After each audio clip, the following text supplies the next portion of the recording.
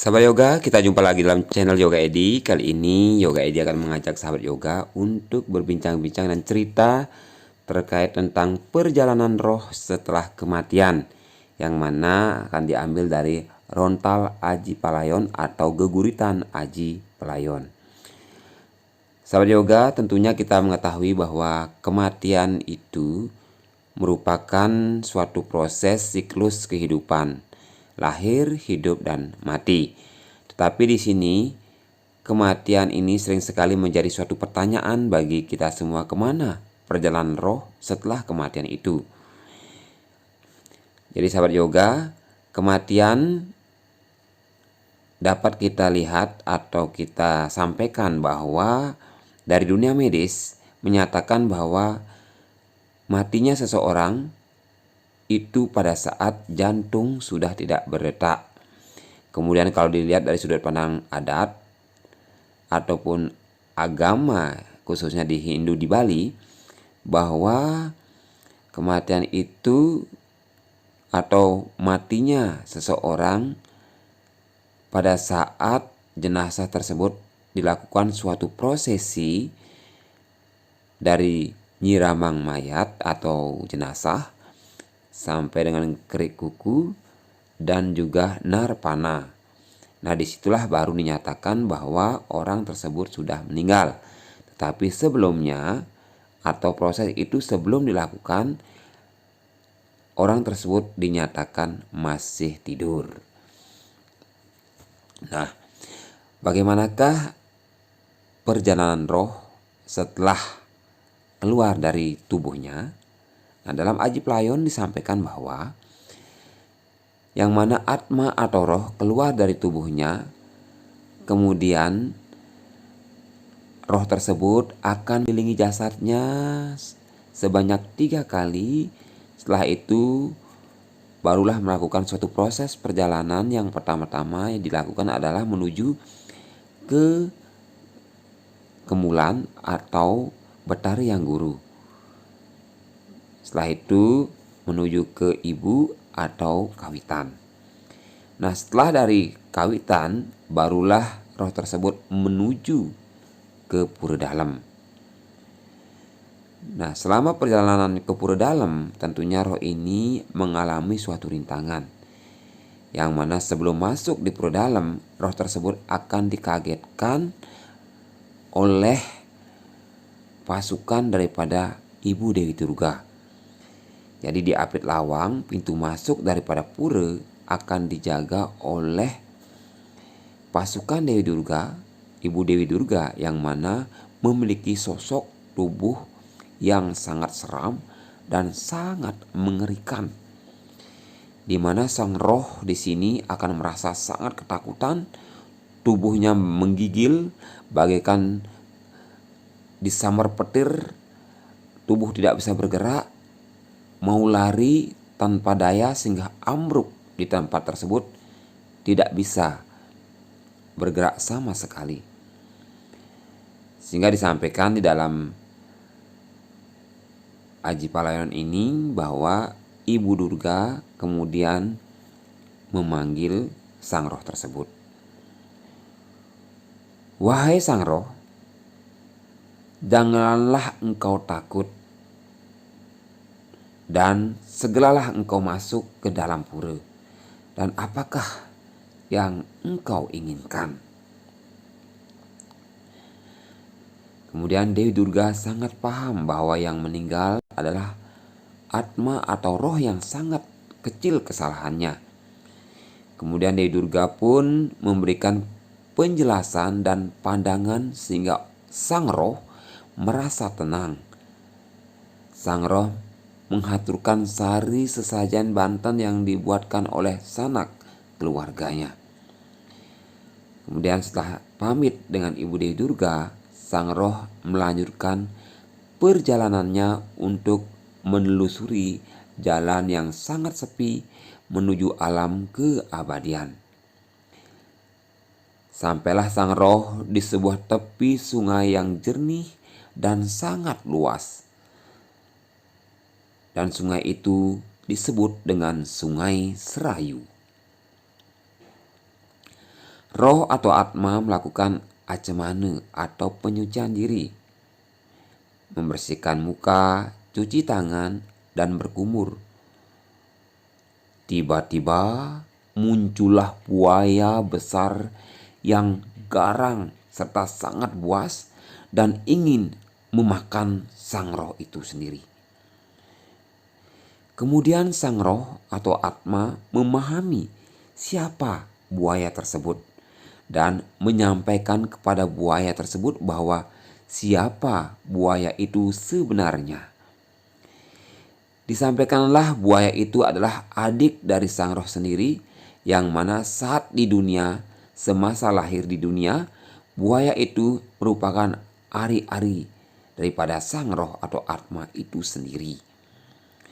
Sehingga buaya itu menjadi tenang dan mau membantu sang roh yang merupakan kakaknya untuk melakukan perjalanan. Kemudian sang roh meminta bantuan kepada buaya untuk menyeberangkan melewati sungai Serayu. Buaya pun setuju, akan tetapi buaya memberikan syarat kepada sang roh. Jadi sang roh diberitahu bahwa selama dalam perjalanan, dalam menyeberangi sungai Serayu, sang roh akan mengikuti aturan atau mengikuti permintaan daripada buaya. Kakakku sang roh, saat melewati sungai Serayu, tidak bisa sembarangan. Ada waktu yang baik dalam melakukan perjalanannya, yaitu saat siang hari atau malam hari. Kemudian waktu yang tepat untuk melewatinya adalah saat sandya kala, Brahma Muhurta, sore atau tengah malam. Dan jangan ribut, serta lakukanlah mona brata saat duduk di atas punggungku. Tidak boleh bicara saat menyeberangi sungai Serayu ini, serta jangan menggunakan penerangan dalam perjalanan ini. Rupanya penjelasan sang buaya ini menjadi korelasi saat mencari toya penembak saat upacara pitrayannya. Makanya dilaksanakan proses mencari tirta penembak di waktu yang sudah disampaikan tadi, seperti sore hari atau sandya kala, Brahma Muhurta atau dini hari, sore atau tengah malam. Tidak boleh berbicara dan tanpa penerangan. Jadi ini disebut dengan toya penembak saat mengentas atma. Nah, setelah melewati sungai Serayu, ternyata sang roh atau atma ditunggu oleh wanita raksasa. Bulu tubuh bagaikan api bersinar-sinar, mulut lebar seperti goa, rambutnya gimbal, matanya melotot.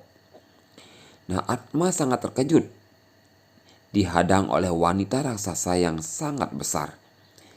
Tapi sang roh memiliki pengetahuan saat di dunia, rajin membaca dan membuka sastra, sehingga mampu memberikan penjelasan bahwa semasa di dunia, raksasa ini adalah salah satu betis atau kaki yang di depan daripada sang roh ini.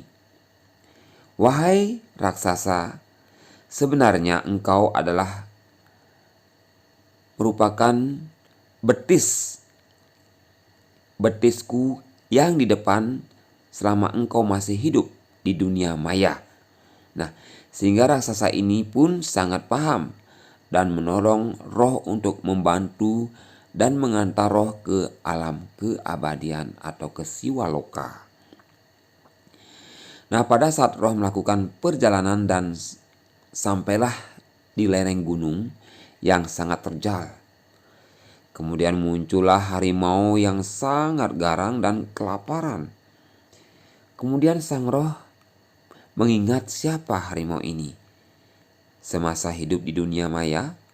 Setelah itu sang roh atau atma memberikan pengertian kepada harimau bahwa dirimu tiada lain adalah rasa ego saat aku hidup dan rasa rendah hatiku sehingga kukumu tumpul dan engkau adalah pikiranku. Kemudian harimau ikut masuk ke dalam roh menjadi pikiran dan sang roh atau atma pun merasa senang dan bahagia. Tak selang kemudian tiba-tiba sang roh dikagetkan karena telah dihadang oleh seekor anjing yang sangat besar. Berkepala bagai raksasa, taring tajam mengerikan, matanya tajam bagaikan bulan dan matahari. Mulutnya menganga lebar. Kemudian dengan rasa takut sang roh mengingat siapa anjing ini. Anjing ini disebut dengan Asugaplong. Ketika roh saat hidup, tiada lain sang roh kurang melakukan dana punya dan sang roh ini pun meminta maaf.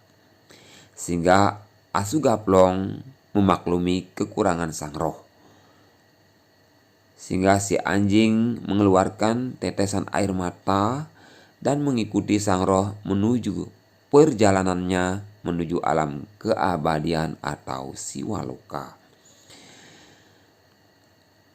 Dalam perjalanan sang roh menuju keabadian ketemu dengan kande 4 dengan berbagai bentuk buaya atau ari-ari atau plasenta. Kemudian harimau ada darah anjing atau air ketuban, dan dalam perjalanan sepi juga bertemu hambatan dengan bute-buti yang disebut dengan bawal, kemudian meraja sela,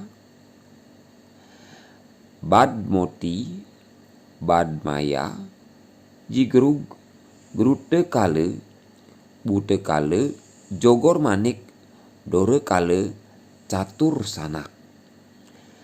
Setelah melewati itu, sang roh atau atma akan melanjutkan perjalanannya dan ketemu dengan pancoran 5 arah dan di bawahnya terdapat telaga yang sangat bening yang disebut dengan Pancaka Tirta. Kemudian sang atma pun melakukan pembersihan atau mandi, meraup, berkumur, keramas. Kemudian setelah mandi, kemudian sang roh berubah menjadi badan jasmani surgawi, bercahaya kuning keemasan, bersinar cemerlang. Karena pengaruh dari sang kemahanikan, tampak sang atma bersinar kuning keemasan. Pengalaman yang mengerikan berubahlah menjadi terang benderang dan sangat indah. Kemudian sang roh bertanya, apakah saat hidup akan ketemu atau mendapatkan jalan seperti ini? Wahai sang atma, walaupun engkau tidak tahu jalan kelepasan dan lubang 9 yang ada dalam dirimu, kelepasan akan terjadi sungguh jika kamu berbuat baik di dunia ini. Hati penuh santun dan hormat. Di sini di alam semesta ini engkau tidak mengenal sastra kelepasan dan memiliki budi pekerti yang luhur. Tuhan akan memberkahimu atas karma baik dan baktimu. Demikian sabda suci yang diturunkan oleh Sang Wenang.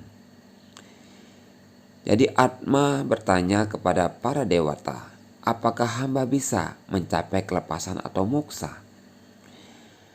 Karena upacara yang dibangun oleh keluarga sangat kecil.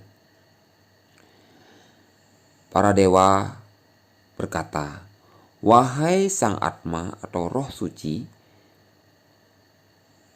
kuasailah tindakanmu dengan baik di dunia itu. Semua itu akan mengantar menuju jalan kelepasanmu yang patut engkau bawa dari dunia maya ke dunia keabadian, dan siapa saja dapat menyatu antara Atma dengan Parama Atma. Bukan karena selimut sutra dan upacara yang besar yang membuat kamu sampai di alam kelepasan atau moksa, akan tetapi karma wasana dan perbuatan baik yang kamu lakukanlah yang akan menolong kamu mencapai kelepasan atau moksa itu sendiri."